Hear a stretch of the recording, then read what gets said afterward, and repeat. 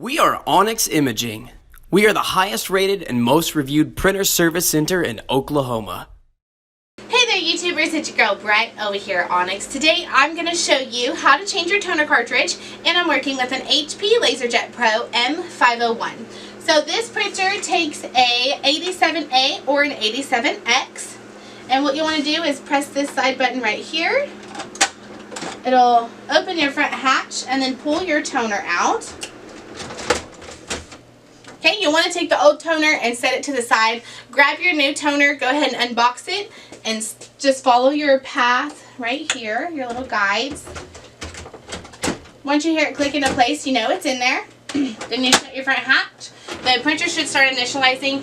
If you guys are in need of any quotes or supplies, give your girl Brett a call and have a great day. Thank you for watching.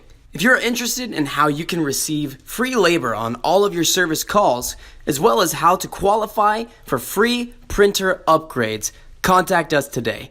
We are here for all of your printer and office supply needs.